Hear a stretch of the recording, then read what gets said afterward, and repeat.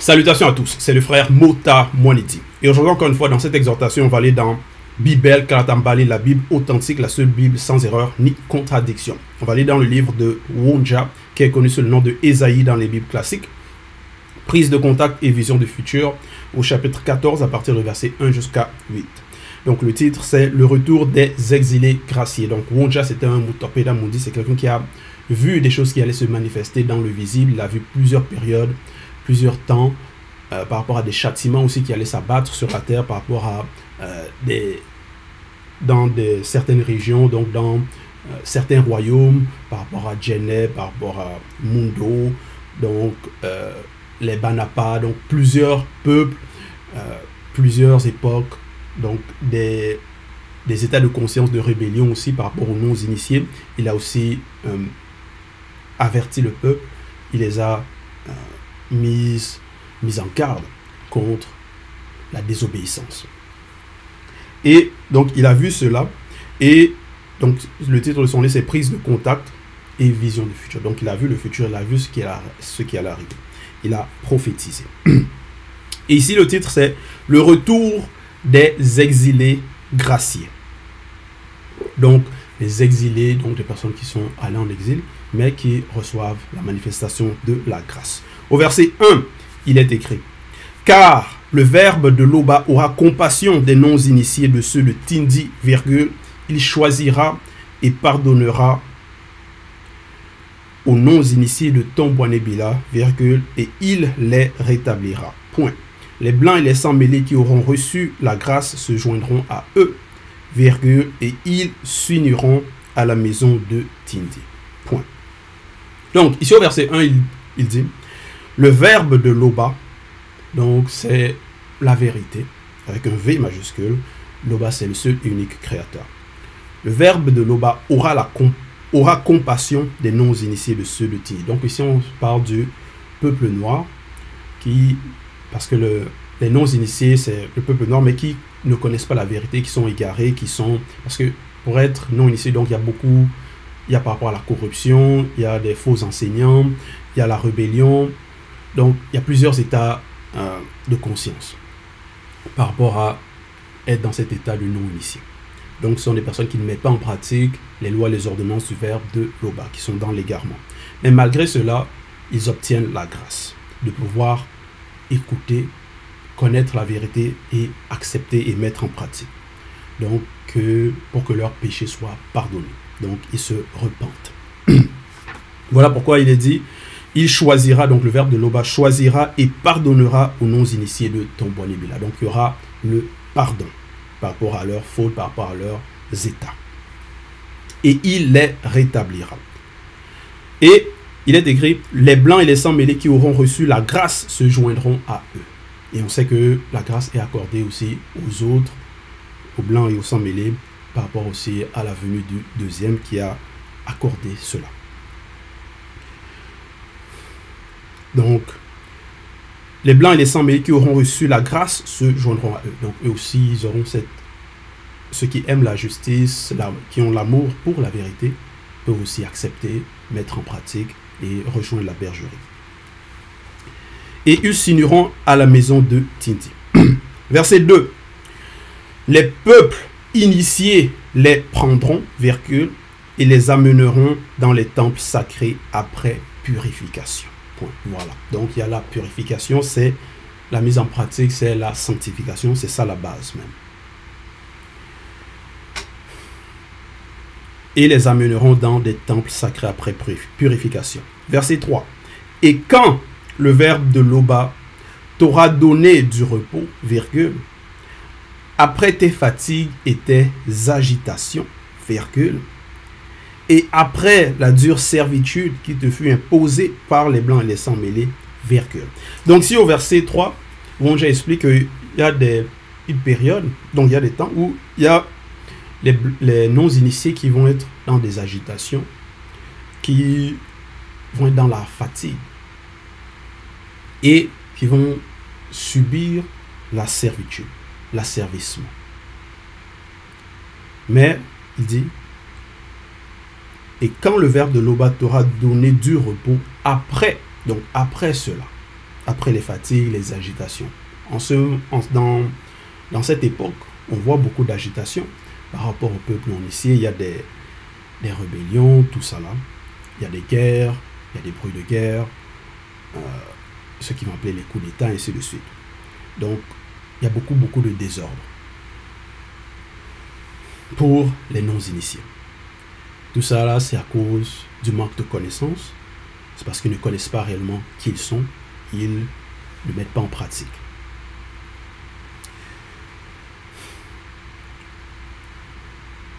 Et ici aussi, il parle de « et après la dure servitude qui te fut imposée par les Blancs et les sans-mêlés ». Donc, on sait aussi qu'il y a eu, par rapport à, dans l'histoire, une période par rapport à la servitude, par rapport au peuple non initié, qui ont été même emmenés par force dans d'autres territoires par les Blancs et les sans-mêlés, donc qui ont été subjugués. Donc, il avait déjà prophétisé par rapport à cela. Mais malgré tout ce trouble, toute cette discorde, tout ce désordre, il y a la grâce, il y a la manifestation de la compassion qui est accordée au peuple, qui est accordée à ceux qui vont comprendre pourquoi c'est arrivé, les portes d'entrée qui ont été ouvertes, donc que peut-être les ancêtres ont ouvert, que leurs ancêtres non initiés ont ouvert, leur désobéissance, leur arrogance, à cause de cela, ça a ouvert beaucoup de portes et ils ont été châtiés. Donc la protection a été retirée et ils ont été comme livrés. Mais pour un temps, connu, parce qu'il y a la grâce néanmoins. Au verset 4, alors tu prononceras ce chant contre les démons et contre le roi de Djambela Moudi, virgule. Donc il dit alors, parce que il y a eu une période de trouble, de souffrance aussi. Mais après cela, il y aura le repos. Alors, tu prononceras ce chant. Donc, un chant. Contre les démons. Donc, ça veut dire, celui qui a prononcé ce chant contre les démons, c'est qu'il a la conscience qu'il y a des mauvais esprits qui sont à l'œuvre, qui agissent, qui se tapent, qui sont dans l'ombre. Parce que plusieurs vont ignorer cela. Ils vont seulement se focaliser par rapport au visible, par rapport à la chair et le sang, mais ils ne vont pas comprendre quels sont les esprits qui animent certaines personnes. Donc même par rapport aux religions, derrière cela, donc il y a les démons religieux. Derrière même par rapport à quand il va y avoir la corruption, par rapport à l'argent, tout ça là, il y a aussi les démons qui sont derrière.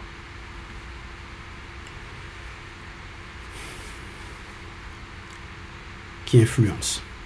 Alors tu prononceras ce chant au verset 4 contre les démons et contre le roi non initié de Djambela Moudi, virgule, et tu diras : et quoi, le tyran n'est plus, l'oppression a cessé. Voilà. Donc voilà le chant qui sera prononcé. Verset 5. Moudi Mabeko qui s'est dit a brisé spirituellement le bâton des méchants, virgule, la verge des dominateurs. Point. Parce qu'il y en a qui vont oppresser le peuple pour un temps, qui vont oppresser des non-initiés et qui vont être arrogants, ils vont penser qu'ils vont toujours dominer. Et il y en a qui... ils vont se croire être forts, être puissants. Mais ici, au verset 5, il est écrit Moudima Bekoki s'est dit. Donc l'entité des châtiments en charge du domaine de la nature a brisé spirituellement le bâton des méchants. Parce que ceux qui vont être dans l'arrogant, les tyrans, tout ça là, c'est parce qu'ils ne connaissent pas les mystères du non visible. Ils ne connaissent pas les temps. Ils n'ont pas la crainte du respect qui est due à l'Oba. Ceux qui vont être injustes, les méchants, tout ça. Donc, dans leur arrogance, ils vont penser qu'ils vont dominer, mais il y a déjà un temps fixé par le grand ordre des choses.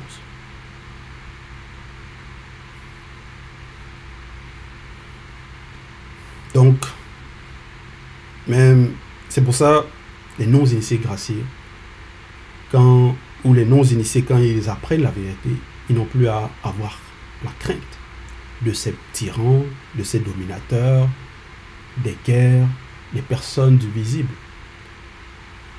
Que ce soit les blancs, les sans-mêlés, ceux qui vont se dire rois, puissants, qu'ils ont l'arme atomique, tout ça là. Nous n'avons pas à avoir peur d'eux, de leurs armes ou de leurs capacités. Parce que Moudima Beko qui se dit est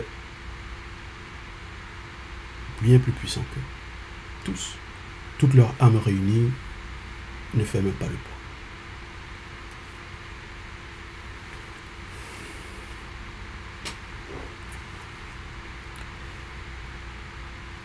Verset 6. Celui qui, dans sa fureur, frappait spirituellement avec ses guerriers les peuples, virgule, par des coups sans relâche, virgule, celui qui dans sa colère subjuguait les blancs et les sans-mêlés, virgule, est poursuivi sans ménagement. Point. Au verset 3, Woncha parle par rapport à une servitude qui a été imposée par rapport aux non-initiés par les blancs et les sans-mêlés. Mais au verset 6, aussi il parle que celui qui dans sa fureur frappait spirituellement avec ses guerriers les peuples, virgule, par des coups sans relâche, virgule, celui qui dans sa colère subjuguait les blancs et les sans-mêlés, virgule. Donc là, il parle par rapport au roi non initié, donc noir, de Djambela Mundi.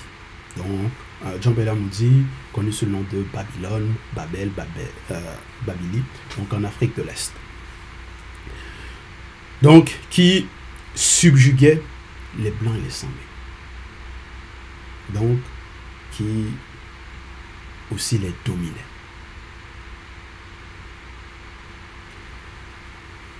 Et il frappait spirituellement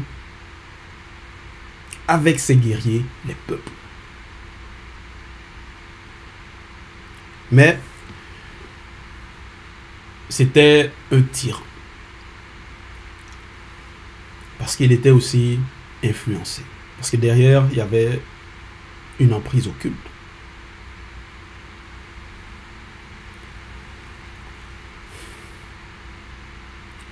Verset 7. Tous ceux connus de la terre jouissent du repos et de la paix. Point virgule. On éclate en chant d'allégresse. Point. Voilà. Parce que quand il y a le repos, quand la tyrannie prend fin, quand ceux qui dominent par rapport à l'influence occulte, par rapport à la corruption, quand ça prend fin, le peuple est dans la joie, dans l'allégresse.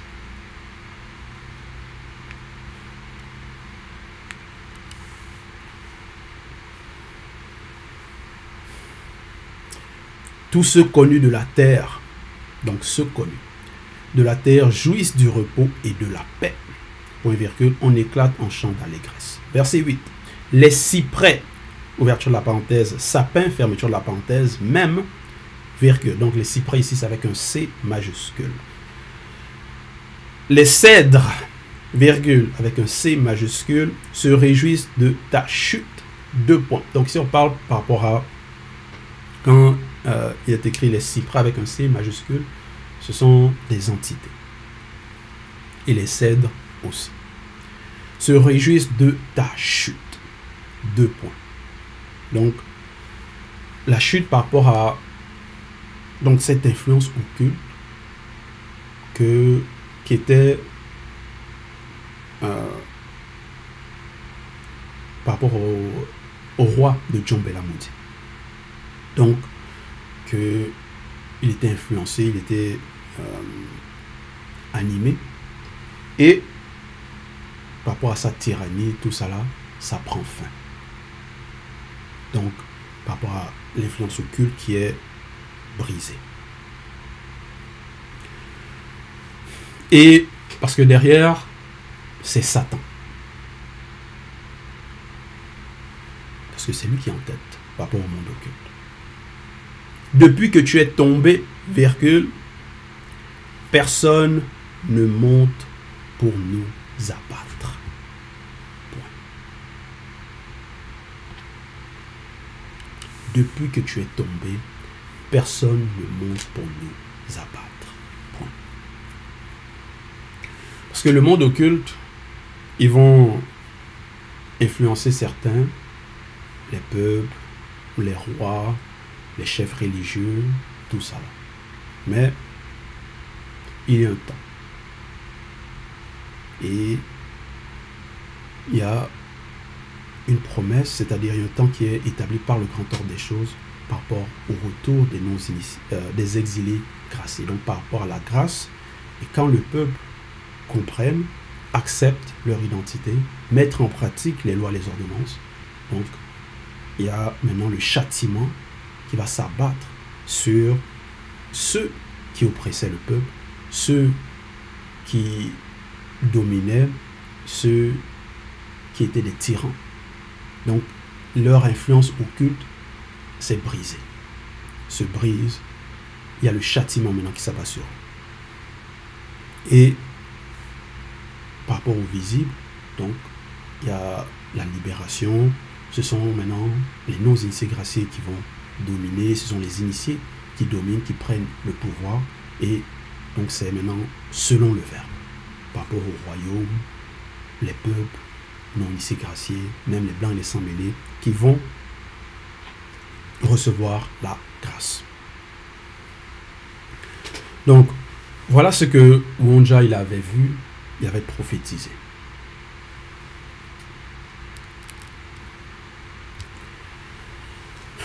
Donc, c'était l'exhortation de gloire à l'Oba, le seul et unique créateur.